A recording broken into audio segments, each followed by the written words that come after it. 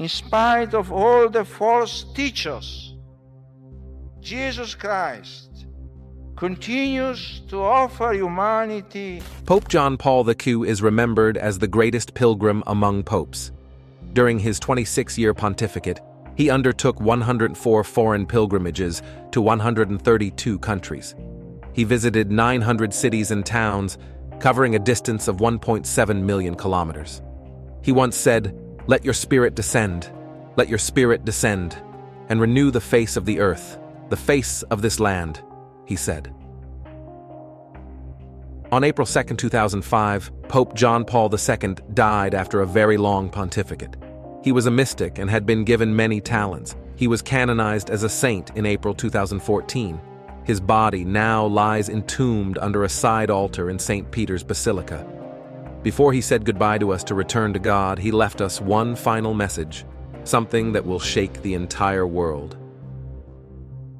Vatican revealed final days of Pope John Paul II. Pope John Paul II made history in 1978 by becoming the first non-Italian pope in more than 400 years. He was a person who had a great influence on the history of the Church and the whole world. In the last moments of his life, when his eyes were heavy, his breathing gradually became weak, and his heart was struggling to beat its last beats, the old father still raised himself to the face of God and announced to the world his last words. Struggling to breathe, Pope John Paul II mumbled his final words weakly in Polish, "Let me go to the house of the Father."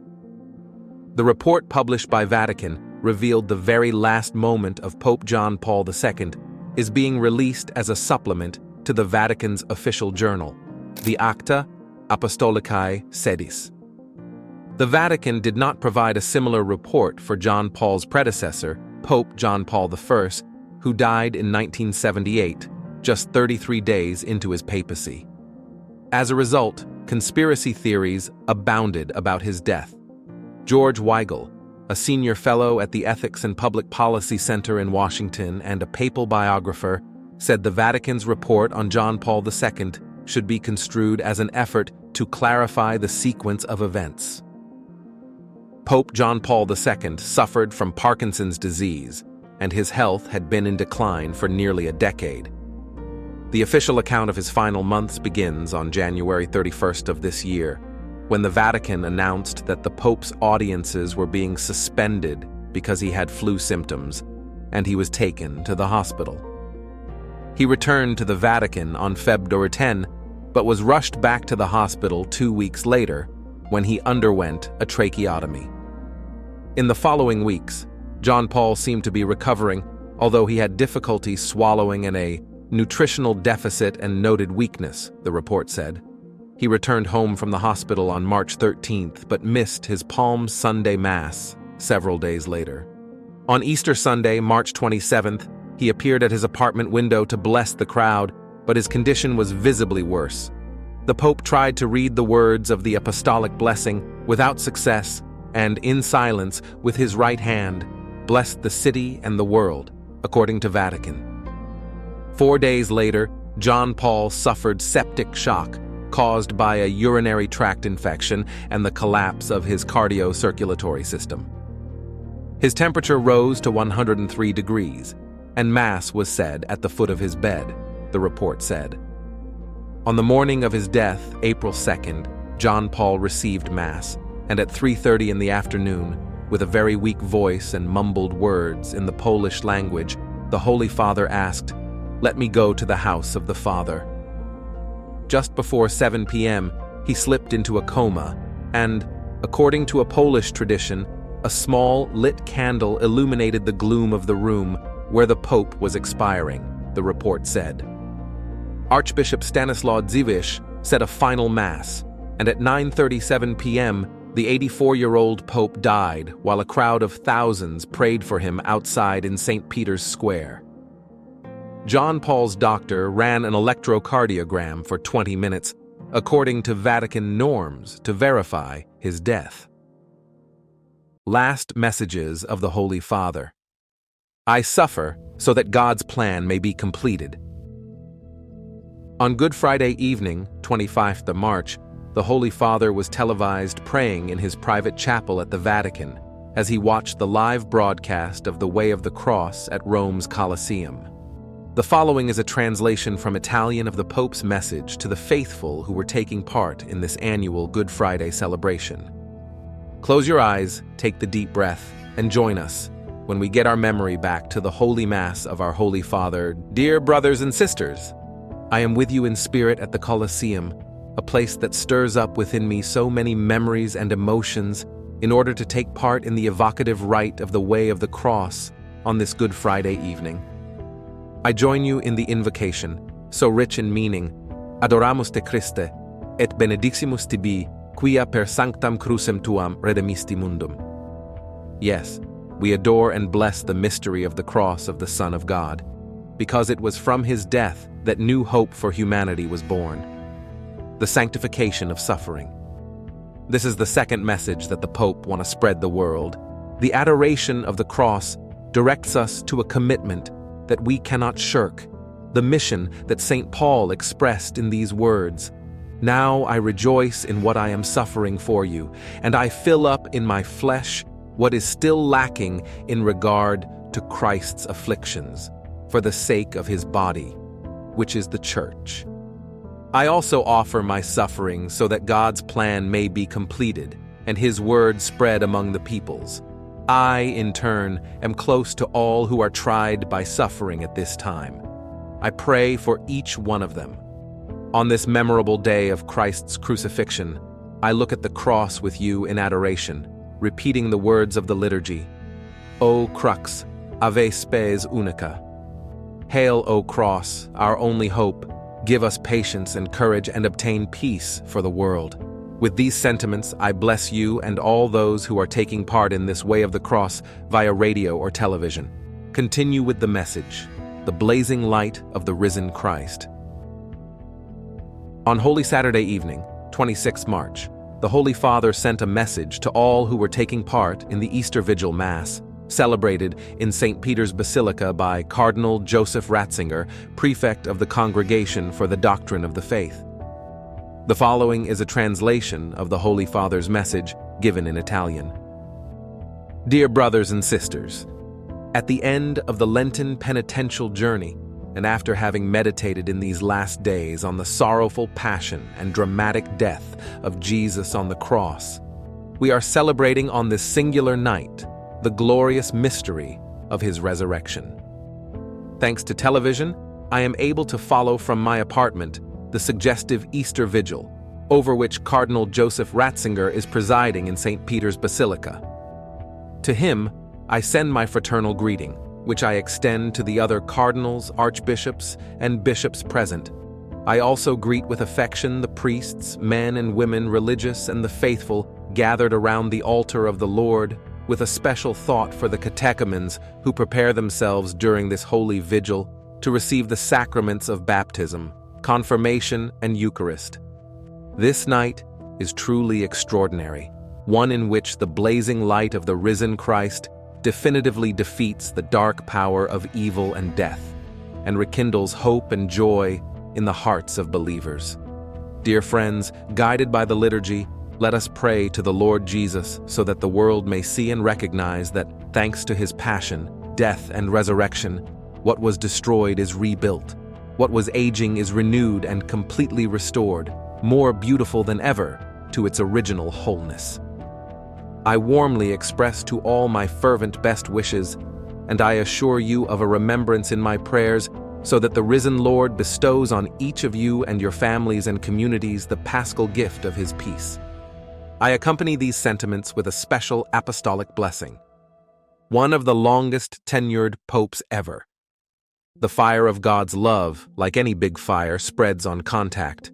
One tree ignites the next one, and that sets the next ablaze. A tiny spark can set a whole forest alight.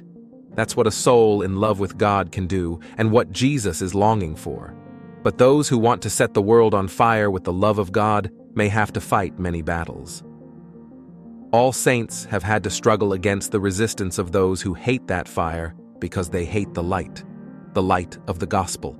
Saints are strong, they are ready for the spiritual battle. God has made saints out of sinners, but never out of wimps. St. John Paul II, whose feast day we celebrate on October 22nd, is a good example of this. The Nazi occupation forces closed his university, and young Carol had to work in a quarry and in the Solvay chemical factory for 5 years. During that time, aware of his call to the priesthood, he began courses in the clandestine seminary of Krakow. Many of his friends were killed. When he became a priest, the communists spied on him. At the age of 60, an assassin shot him and he nearly died. As an old man, he suffered from an intestinal tumor, a femur fracture, and the debilitating Parkinson's disease that rendered him immobile, distorted his physical appearance, and finally took away his ability to speak. It doesn't look like the story of a powerful man. However, he changed the world with the fire of the love of God that he had in his heart. St. John Paul II inspired many countries in Eastern Europe to turn away from communism. His zeal for the gospel took him on apostolic trips all over the world. Neither illnesses, Nazis, communists, nor bullets could stop that flame, because it's a divine fire. Saints are not wimps. Mary, Queen of all saints, help us to be strong and reliable, so that we can serve your Son to spread this divine fire. During his life in papacy, St. John Paul II often spoke against the problems of secular culture. Many of these exist in our world today, which makes his wisdom on various topics so timeless. The world tells us that love can be confined to a greeting card or box of chocolates, or worse, that love is a fickle feeling rather than a virtuous decision. As Christians, we are called to love beyond a secular standard and to love like Christ, like what St. John Paul II teaches. What really matters in life is that we are loved by Christ and that we love Him in return. In comparison to the love of Jesus, everything else is secondary, and without the love of Jesus, everything is useless. Pope John Paul II's death brought an end to the second longest papal term, 26 years and change, since Peter's reign. But it could have been much shorter if a trio of unrelated assassination plots had been successful. The first nearly was. In May 1981, less than 3 years after John Paul was elected, he was attacked by a Turkish man while in an open Pope-mobile, greeting people in St. Peter's Square. The Pope had apparently been hit by 2 bullets, fired from only a few yards away. One shattered the 2 joints of the ring finger of his left hand, ricocheted and grazed his right arm. The other blasted into his abdomen, passing completely through his body and ripping up the Pope's intestines, but narrowly missing his pancreas, abdominal aorta, and spine. Italian surgeons performed a white-knuckle, 5.5-hour surgery to save the Pope, removing several pieces of his intestine. He stayed, although his injuries would torment him for the rest of his life. And within a few days of the shooting, he had publicly forgiven his would-be assassin, who was pardoned by Italian officials in 2000 at the Pope's request. A year after the assassination attempt, the Pope visited the Basilica of Our Lady of Fatima in Portugal to fulfill a vow of gratitude to the Virgin Mary for having saved his life. As he climbed the basilica's steps, a man lunged at him with a 16-inch bayonet. A security guard wrestled the man to the ground within an arm's length of the Pope. This time, the assailant was an arch-conservative Spanish priest opposed to the liberalizing reforms of the Second Vatican Council, especially its modernization of the 16th-century Latin Mass. Even Al-Qaeda once had John Paul in its sights. In 1995, when the Pope visited the Philippines to celebrate World Youth Day, Khalid Sheikh Mohammed, who later masterminded America's nightmare, and 2 co-conspirators planned an assassination attempt that was foiled when a fire broke out in their apartment, and authorities found bomb-making materials and other incriminating evidence. Pope John Paul II's forgiveness alone may not have been enough to make him a saint, but it was remarkable enough to the world, and to the one who hurt him, when the Pope paid the Turkish man a cordial visit in his Roman prison cell in early 1984. 30 years later, not long after John Paul II's canonization, that man placed 24 white roses on his tomb. John Paul II was beatified by Pope Benedict XVI on May 1, 2011, Divine Mercy Sunday, at a ceremony that saw an estimated 2 million pilgrims flock to Rome. He was canonized on April 27, 2014, in St. Peter's Square by Pope Francis on the same feast day. We all believe that people were convinced of his sanctity, that the supreme authority had approved the road of holiness, because we are sure that we could imitate his holiness. 4. Times God miraculously saved John Paul II. Before he passed away at the age of 84 after a long period of illness for more than 26 years reigning as the Vicar of Christ, did you know he was nearly killed at least 4 times during his lifetime? Playing with a gun as a teen. The first time is when he was a child. When Karol Wojtyła, the future Pope John Paul II, was 15 years old, he would often hang out with a friend after school whose family owned a bar. There was a local policeman who sometimes drank at the bar off-duty, and if he felt he was too affected by the alcohol, he would leave his gun in their cash drawer for safekeeping. One day, his friend took the gun out of the drawer, playfully pointed it at Wojtyła, who was just a few feet away, and said, "Hands up, or I'll shoot." The gun then mistakenly went off. Even though it was at nearly point-blank range, the bullet amazingly just barely missed Wojtyła. Run over by a Nazi truck in a Polish winter. In February 1944, Wojtyła was walking home from a quarry he worked at when he was run over by a Nazi truck. A woman noticed the body and ran to help him. Though at first they thought he was dead, they quickly discovered instead that Wojtyła was unconscious and badly injured. She and a German officer flagged down a lumber truck driver, who they asked to take him to a nearby hospital. When Wojtyła finally awoke, he was in a hospital covered in bandages. His injuries included a severe concussion, a shoulder injury that would give him a permanent stoop, and numerous cuts. He spent the next 2 weeks in the hospital, recuperating and pondering the peculiar ways of Providence. That he had survived this incident seemed a confirmation of his priestly vocation, writes his biographer George Weigel, shot by an assassin. This is probably one of the church's nightmares, and at the same time, the time when God clearly showed how he protected John Paul II. On May 13, 1981, the feast of Our Lady of Fatima, the pontiff was greeting pilgrims in St. Peter's Square in an open car when Aka fired 4 shots at nearly point-blank range. All 4 bullets hit John Paul II. This guy was quickly caught and restrained, while John Paul II was rushed to the hospital where he received emergency treatment. John Paul II firmly believed Our Lady of Fatima saved his life. A reminder of how the Fatima devotion and the physical safety of the Pope have long been intertwined. For several reasons, the 1981 assassination attempt was a history-making event. It led the Vatican to exponentially expand the protection of the pontiff, including the bulletproof glass that protected the Pope ever since until the election of Pope Francis.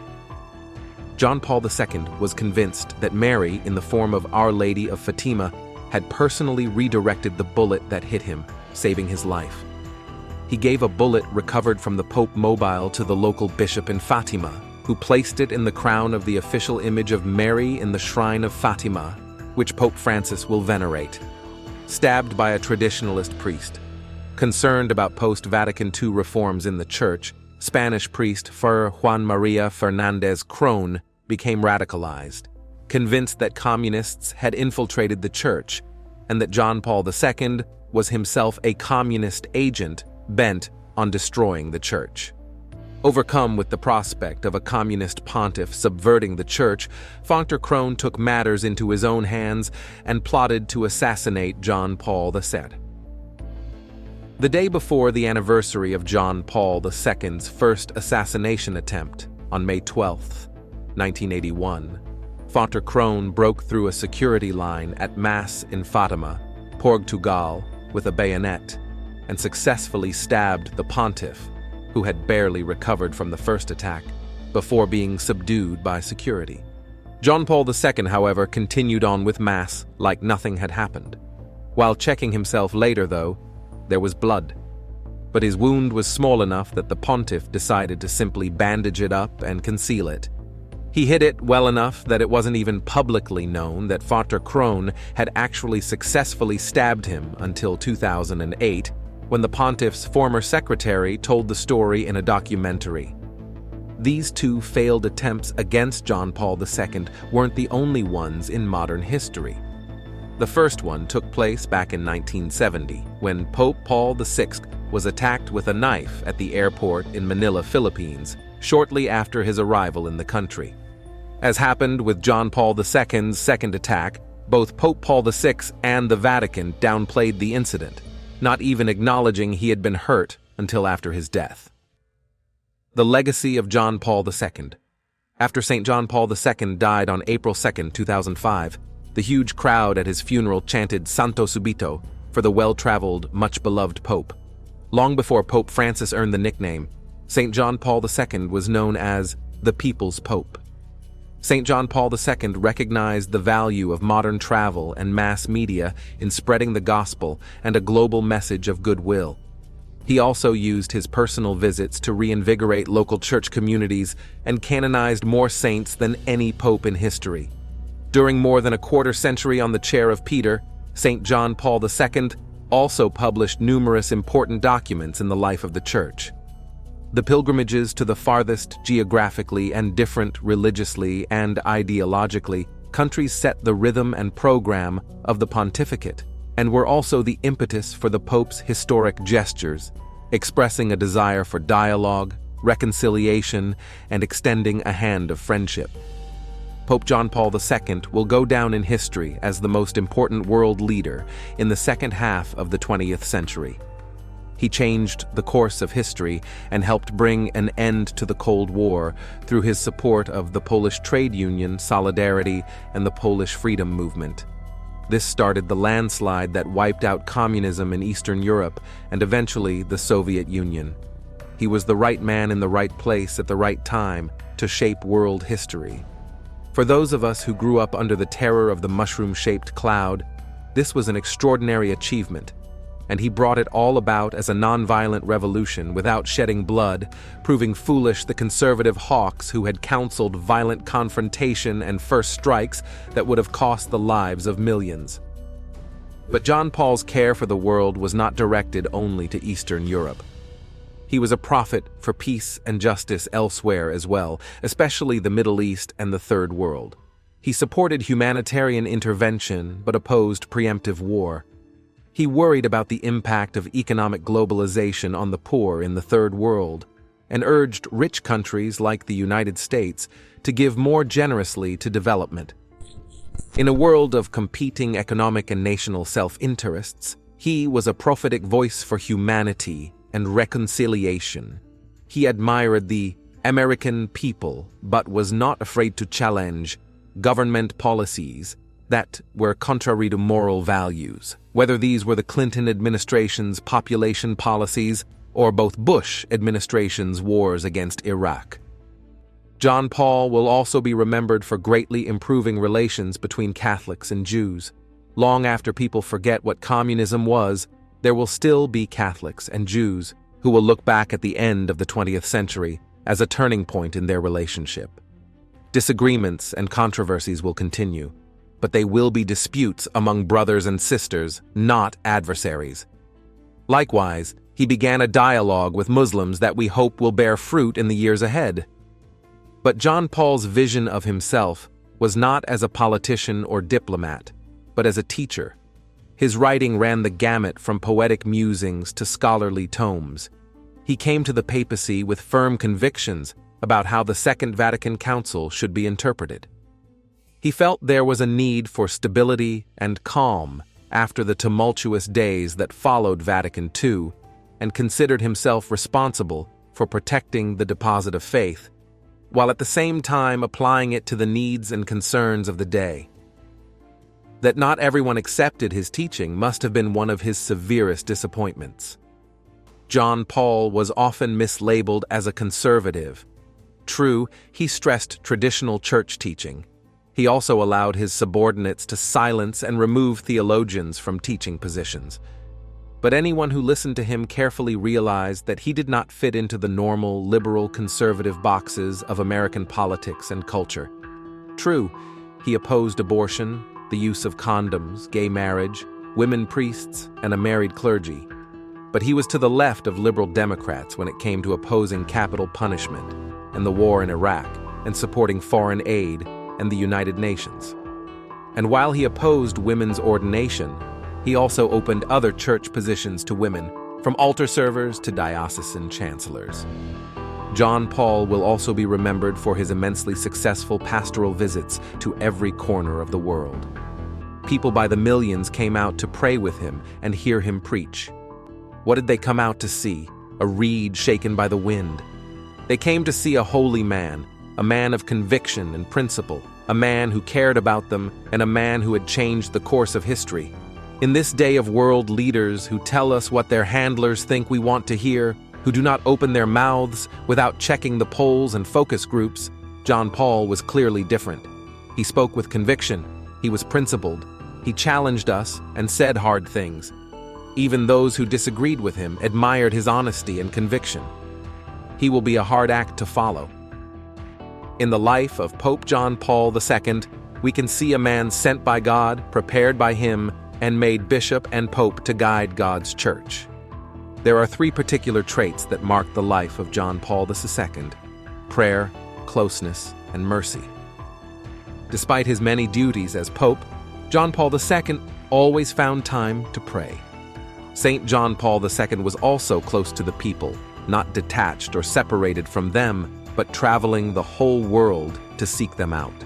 Already in the Old Testament, we can see how God was uniquely close to his people. This closeness culminated in the Incarnation, when Jesus himself dwelt among his people. John Paul followed the example of Jesus, the Good Shepherd, drawing near to both the great and the small, to those close by and those physically far away. St. John Paul II was remarkable for his love of justice.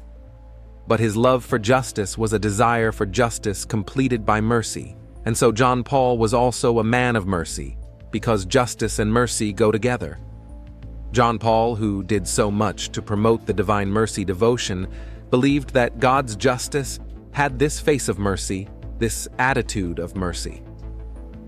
John Paul II died carrying a heavy cross. He carried it with dignity, but he also carried it according to the principles of Catholic bioethics, refusing disproportionate means when his time to go to the house of the Father had clearly arrived. Remember, John Paul II was a good shepherd to us all, as are all men of Christ. It is up to those remaining to pick up the torch and carry it farther down the road of Christ. The teaching of Pope John Paul II about sickness and death came not only from his speeches, addresses, and encyclicals. He instructed just as convincingly with the witness of his own faith in the face of injury, suffering, hospitalization, illness, and dying. He gave this catechesis for years. He taught us that to understand death with dignity, first accept the dignity of life. Human dignity is an undeserved gift, not an earned status. The dignity of life springs from its source. We come to be by the loving action of God the Creator. What is man that you are mindful of him, and the Son of Man that you care for him? You have made him little less than a god, and crown him with glory and honor. The dignity of life is beyond price. We have been ransomed not with perishable things such as silver or gold, but with the precious blood of Christ. The dignity of life is clear from our calling. God's plan for human beings is that they should be conformed to the image of his Son. For God created man for incorruption and made him in the image of his own eternity. All who respect their God-given dignity are called to be heralds of a culture of life. Christ's mission was to every human person, and our Lord had a passionate concern for the sick, the suffering, and the dying. In our own time, Christ continues his mission and his preference for the vulnerable through his church. Christ looks mercifully upon us now and at the hour of our death, and the church proclaims solidarity with our brothers and sisters at the end of their earthly journey. The church is a patient advocate, working to ensure proper care for the sick and dying by promoting respect for their dignity. The church is physician and nurse, the Good Samaritan who treats the wounded and abandoned and never walks by. The church is also the innkeeper who provides the hospital, nursing home, and hospice for care and comfort. Pope John Paul, who was no stranger to sickness and suffering, raised the prophetic voice of the church compassionately, often insisting on the care that is due to the sick and dying. We, Catholics, have prayed for the grace of a happy death. From a sudden and unprovided death, deliver us, O Lord. The Church knows that the moment of death is always accompanied by particularly intense human sentiments. An earthly life is ending. The emotional, generational, and social ties that are part of the person's inner self are dissolving. People who are dying and those who assist them are aware of the conflict between hope and immortality and the unknown, which troubles even the most enlightened minds.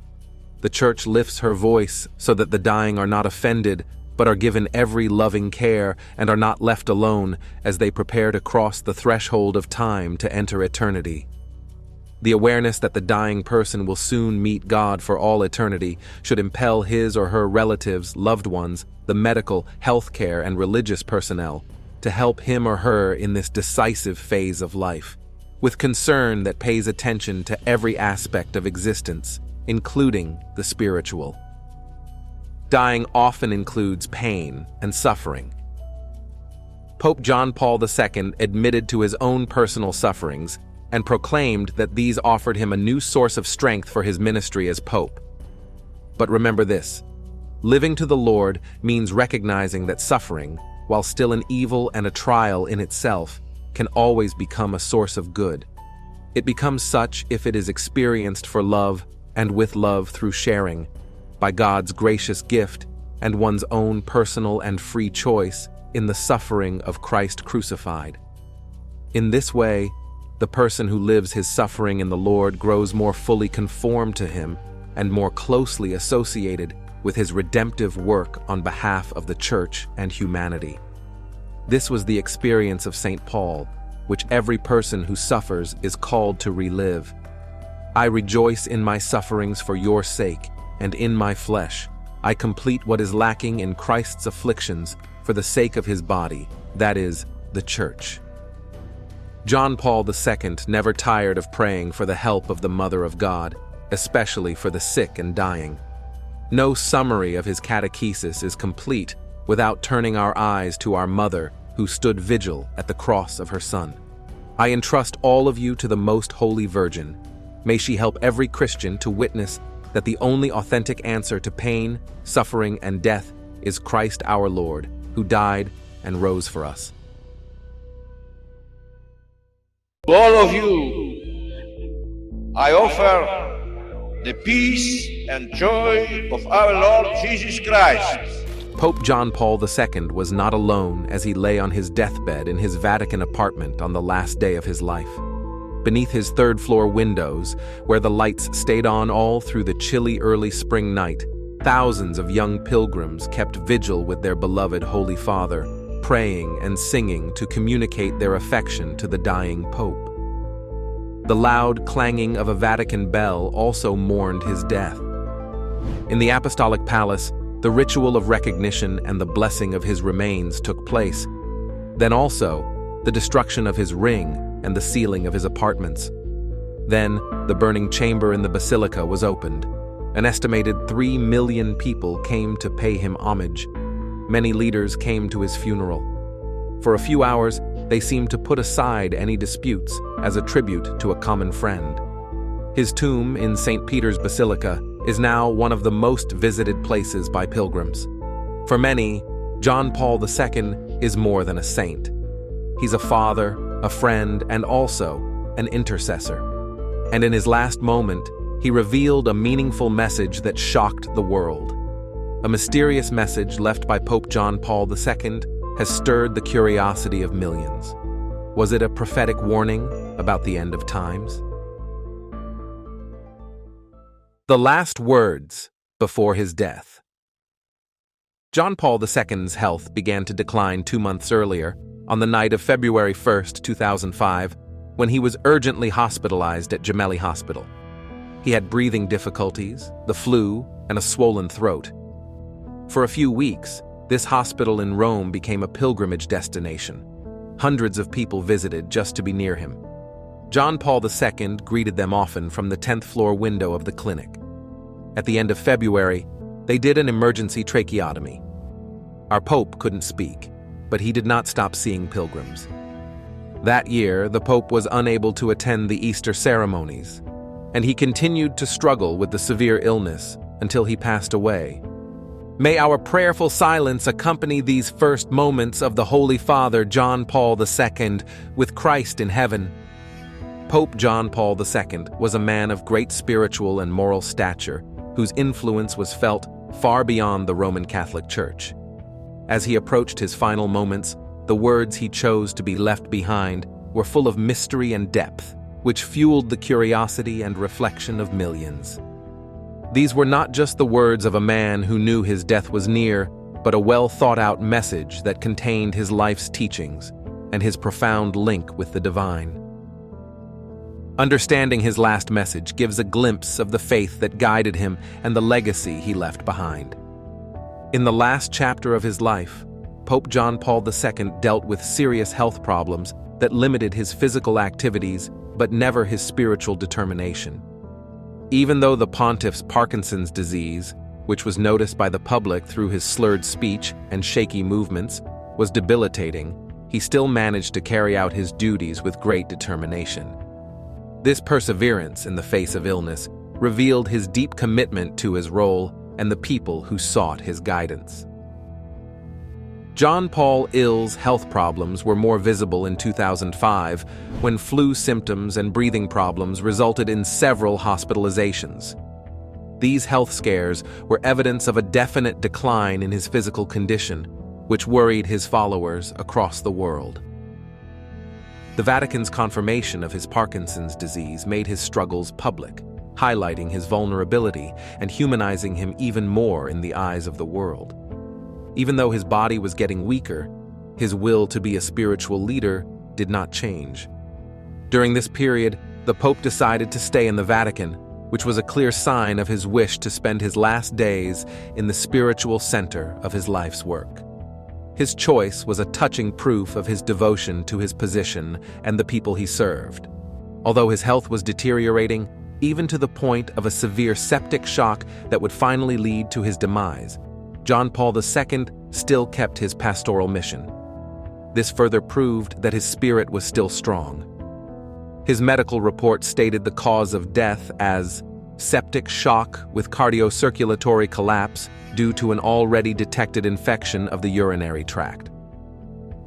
As the end of the Pope was approaching, tens of thousands of people gathered in St. Peter's Square to hold a vigil in his honor. On April 2, 2005, at approximately 3:30 p.m., he said his last words in his native Polish, "Let me go to the house of the Father." These simple yet profound words summed up his whole life's dedication to his faith and willingness to meet his Creator. Hours later, he fell into a coma and eventually died, thus leaving behind a world that loved him not only as a pope, but also as a symbol of hope and moral strength. In this last message, released after his death, Pope John Paul II stressed the idea of divine mercy, the central theme of his theological doctrines during his role as the Pope. This message was based on the Christian tradition of forgiveness and reconciliation, expressed in the biblical passage where the resurrected Jesus appears to his disciples and shows them his wounds. This event was proof of his resurrection and a deep representation of love and sacrifice, themes that John Paul II emphasized in his last words. His message was the transformative power of God's mercy, which he thought could change hearts, mend divisions, and create peace among peoples and nations. Through the story of doubting Thomas, whom Jesus called to touch his wounds, John Paul II underlined the significance of belief and trust in the face of divine mystery. He used this narrative to inspire a more profound and better understanding of divine mercy. Today Jesus, I trust in you. Have mercy on us and the whole world, he said, summing up his plea for divine mercy. He was always in touch with people of different faiths and backgrounds and spread a message of unity and common purpose based on love and compassion. John Paul II's idea of divine mercy was also a call for the whole world to receive this love and show it through acts of kindness, forgiveness, and solidarity.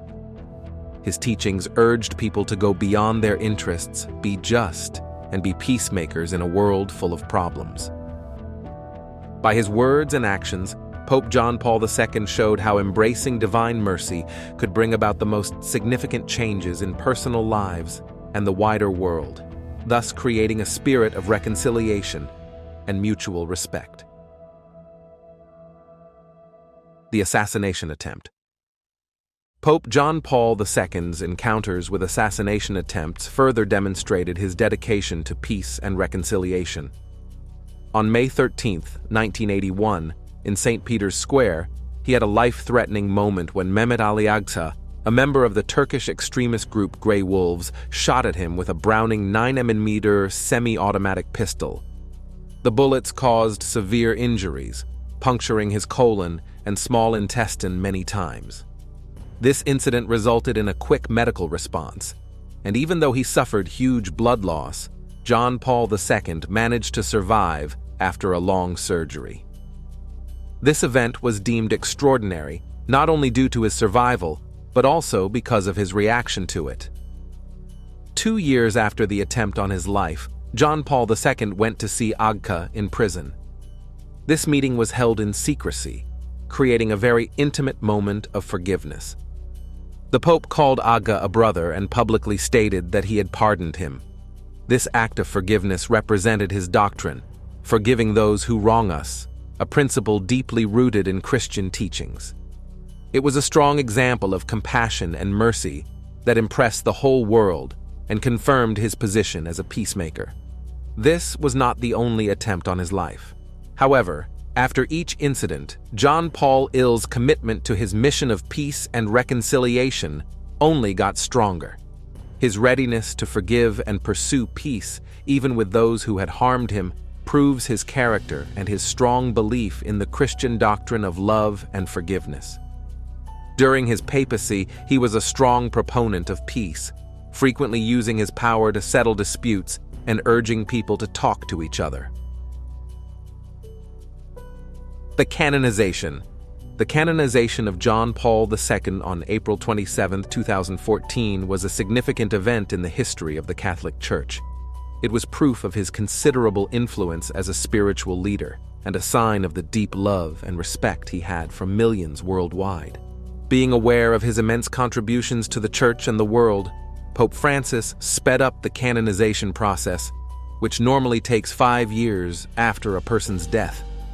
This action highlighted the unique nature of John Paul II's papacy and his lasting legacy. John Paul II's sainthood was confirmed by the verification of 2 miracles which were credited to his interference. The first case was the treatment of a French nun with Parkinson's disease, the same disease that John Paul II fought in the last years of his life. The second miracle was about a Costa Rican woman who got cured of a brain aneurysm after she prayed for his intervention. These events, which the Vatican saw as the divine confirmations of his sanctity, emphasized his still ongoing spiritual presence and influence. Besides the miracles, John Paul II's legacy is rich in the tireless advocacy of peace, his philosophical writings, and his efforts to bridge the gaps between the different faith communities. He was famous for his skills of connecting with people on a personal level, say in their native language, during his trips and talking to the young, the suffering, and the marginalized directly. His friendliness and sincere concern for people's well-being made a lasting impression, creating a feeling of kinship and closeness with those he met. The title, John Paul the Great, sometimes used in discussions about him, shows the wide range of his impact. This title is seldom given, showing the significant and lasting changes he brought to the Catholic Church and the global discourses. His teachings and actions were the main reason for the development of Catholic social teaching in the last part of the 20th century, and this influence is still felt in discussions on religion and public life today. The legacy of John Paul II. After St. John Paul II died on April 2, 2005, the huge crowd at his funeral chanted Santo Subito for the well-traveled, much-beloved Pope. Long before Pope Francis earned the nickname, St. John Paul II was known as the People's Pope. St. John Paul II recognized the value of modern travel and mass media in spreading the gospel and a global message of goodwill. He also used his personal visits to reinvigorate local church communities and canonized more saints than any pope in history.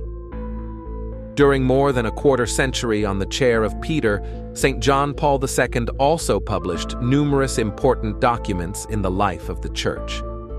John Paul II dealt lethal blows to many dictatorships.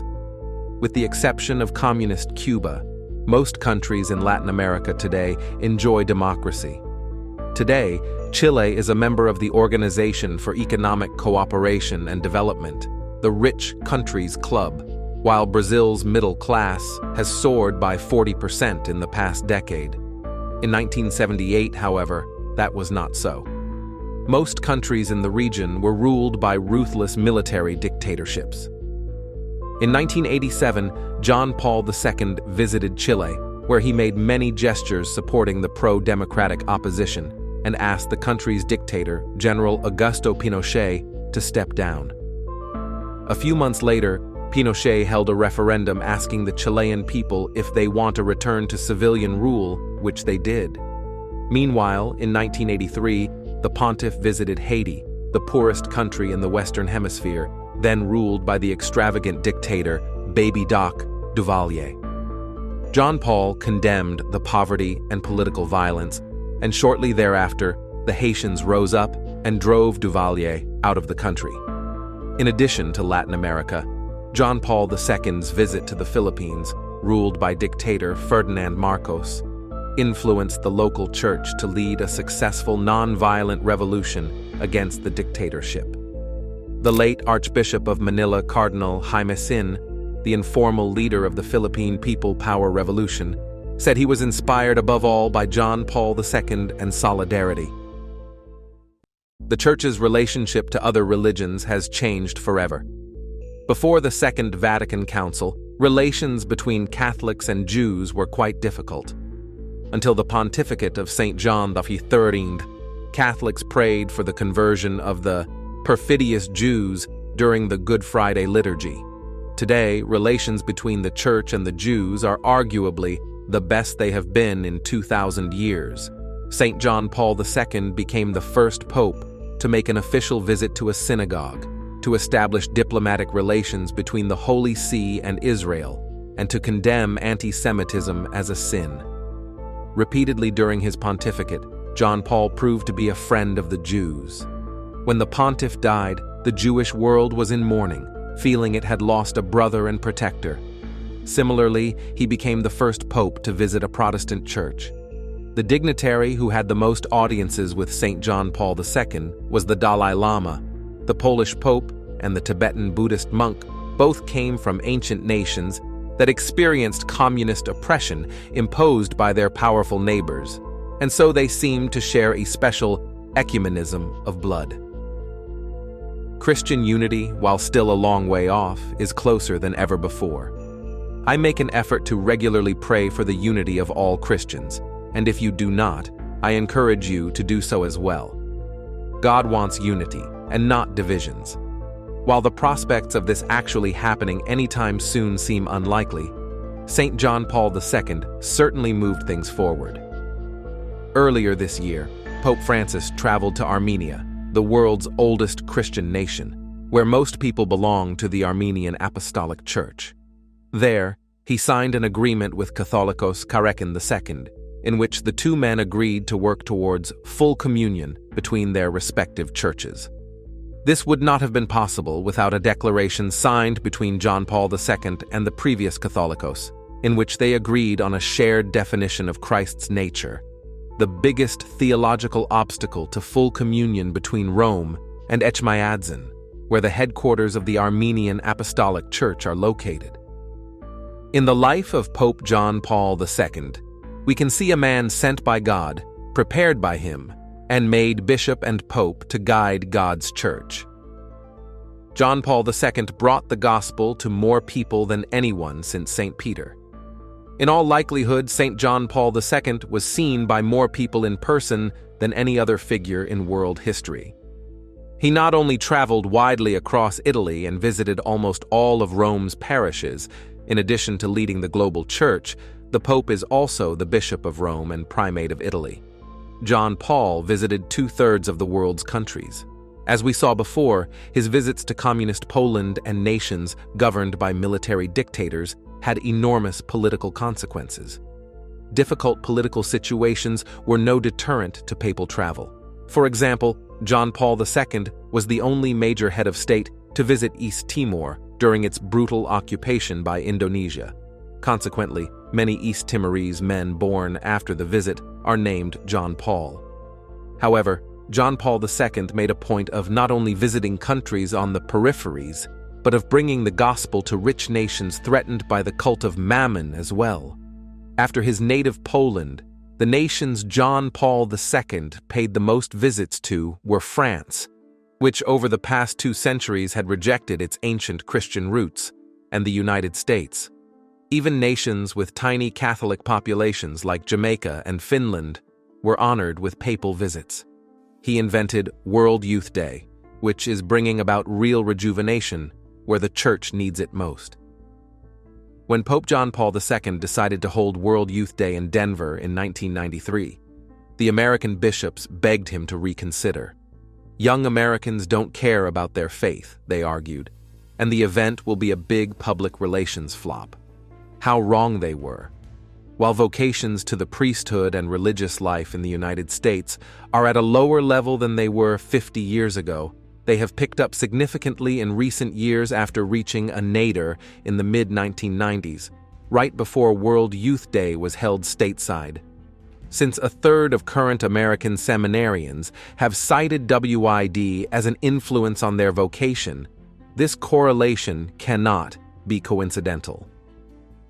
World Youth Day in Sydney in 2008 proved to be a similar booster shot to the church in Australia, where vocations and youth engagement in Catholicism are on the rise, while post-Catholic Spain has also seen a growth in vocations since WID 2011 in Madrid. Both Pope Benedict XVI and Pope Francis have continued to celebrate World Youth Day, and it looks like the event is here to stay. Meanwhile, the Church will continue reaping the good fruits. The papacy became a voice that matters in the world. Encompassing an area of 109 acres, the Holy See is the world's smallest state. Central Park in New York City is almost 8 times bigger. Thanks to St. John Paul II, however, the tiny Vatican microstate has arguably gained the most global influence since the Renaissance. How many divisions has the Pope? Soviet dictator Joseph Stalin once famously said, scoffing at the notion that the Roman priest monarch could have any real impact on the world. John Paul II proved Stalin wrong. From Poland to El Salvador, his travels often had explosive consequences. When John Paul II spoke at the United Nations or at the European Parliament, people listened. He gave a bold example of uncompromising leadership, something rare in our world. The late British journalist and intellectual and Catholic convert, Malcolm Muggeridge, once said that only dead fish swim with the stream. Most political leaders today are dead fish, changing their minds based on what the polling data says. John Paul II, however, was always true to his convictions. He did not care if the op-ed page of The Guardian, La Repubblica, or the New York Times criticized his defense of the unborn or if Condoleezza Rice was disappointed that the Pope did not back the invasion of Iraq. To the late Pope, the Gospels, and not current trends, were what mattered the most. The final chapter of John Paul II's pontificate, however, was perhaps the most countercultural. Today, we live in an age that glorifies physical beauty and youth, and that is afraid of suffering. Most people want to be like Dorian Gray in Oscar Wilde's famous novel and remain young and beautiful forever.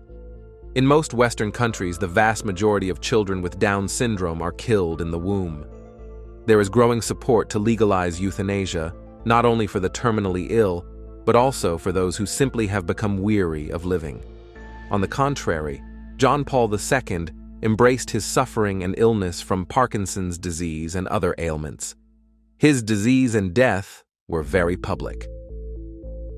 This resonated in hearts around the world, judging by the millions who flocked to Rome in the spring of 2005 to attend the biggest funeral in human history. 3 particular traits marked the life of John Paul II: prayer, closeness, and mercy. Despite his many duties as Pope, John Paul II always found time to pray.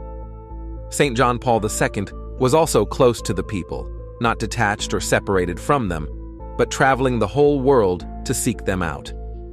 Already in the Old Testament, we can see how God was uniquely close to his people.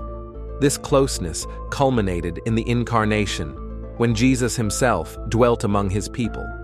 John Paul followed the example of Jesus, the Good Shepherd, drawing near to both the great and the small, to those close by and those physically far away.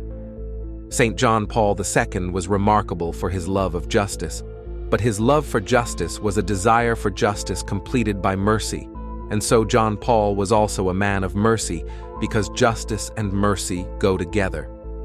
John Paul, who did so much to promote the Divine Mercy devotion, believed that God's justice had this face of mercy, this attitude of mercy.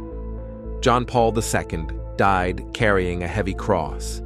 He carried it with dignity, but he also carried it according to the principles of Catholic bioethics, refusing disproportionate means when his time to go to the house of the Father had clearly arrived.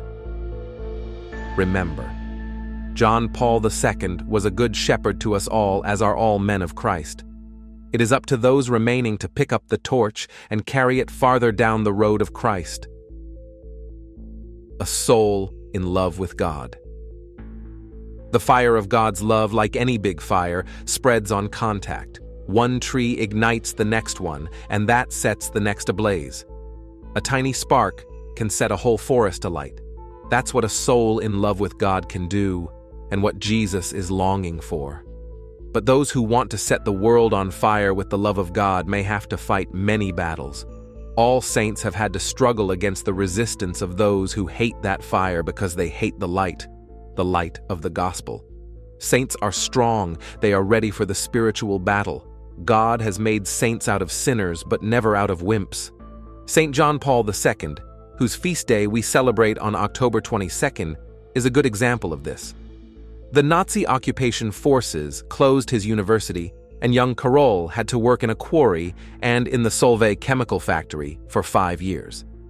During that time, aware of his call to the priesthood, he began courses in the clandestine seminary of Krakow. When he became a priest, the communists spied on him. At the age of 60, an assassin shot him and he nearly died. As an old man, he suffered from an intestinal tumor, a femur fracture, and the debilitating Parkinson's disease that rendered him immobile, distorted his physical appearance, and finally took away his ability to speak. It doesn't look like the story of a powerful man. However, he changed the world with the fire of the love of God that he had in his heart. St. John Paul II inspired many countries in Eastern Europe to turn away from communism. His zeal for the gospel took him on apostolic trips all over the world. Neither illnesses, Nazis, communists, nor bullets could stop that flame because it's a divine fire. Saints are not wimps. Mary, Queen of all saints, help us to be strong and reliable so that we can serve your Son to spread this divine fire. During his life and papacy, St. John Paul II often spoke against the problems of secular culture. Many of these exist in our world today, which makes his wisdom on various topics so timeless. The world tells us that love can be confined to a greeting card or box of chocolates, or worse, that love is a fickle feeling rather than a virtuous decision. As Christians, we are called to love beyond a secular standard and to love like Christ, like what St. John Paul II teaches. What really matters in life is that we are loved by Christ and that we love him in return. In comparison to the love of Jesus, everything else is secondary, and without the love of Jesus, everything is useless. In the life of Pope John Paul II, we can see a man sent by God, prepared by him, and made bishop and pope to guide God's church. There are three particular traits that mark the life of John Paul II: prayer, closeness, and mercy. Despite his many duties as pope, John Paul II always found time to pray. St. John Paul II was also close to the people, not detached or separated from them, but traveling the whole world to seek them out. Already in the Old Testament, we can see how God was uniquely close to his people. This closeness culminated in the Incarnation, when Jesus himself dwelt among his people. John Paul followed the example of Jesus, the Good Shepherd, drawing near to both the great and the small, to those close by and those physically far away.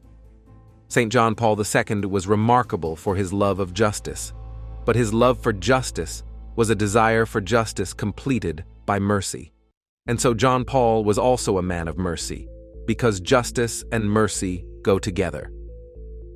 John Paul, who did so much to promote the devotion to divine mercy, believed that God's justice had this face of mercy, this attitude of mercy.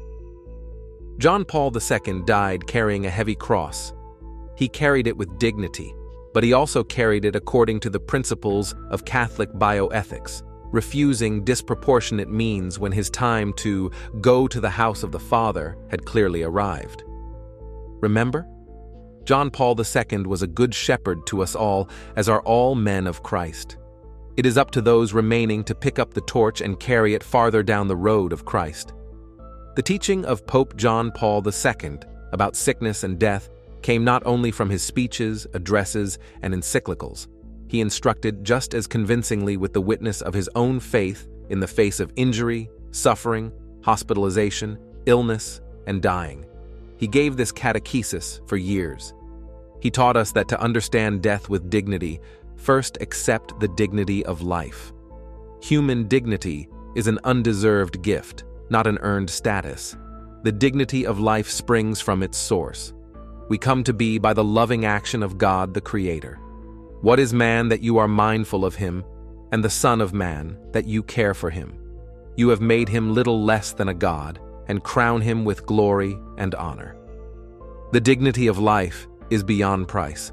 We have been ransomed not with perishable things such as silver or gold, but with the precious blood of Christ. The dignity of life is clear from our calling. God's plan for human beings is that they should be conformed to the image of his Son. For God created man for incorruption and made him in the image of his own eternity.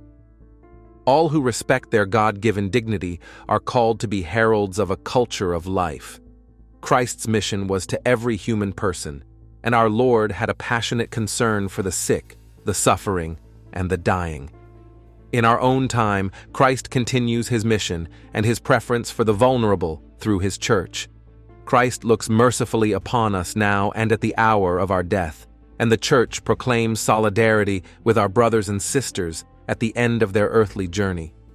The church is a patient advocate, working to ensure proper care for the sick and dying by promoting respect for their dignity. The church is physician and nurse, the Good Samaritan, who treats the wounded and abandoned and never walks by. The church is also the innkeeper who provides the hospital, nursing home, and hospice for care and comfort. Pope John Paul, who was no stranger to sickness and suffering, raised the prophetic voice of the church compassionately, often insisting on the care that is due to the sick and dying.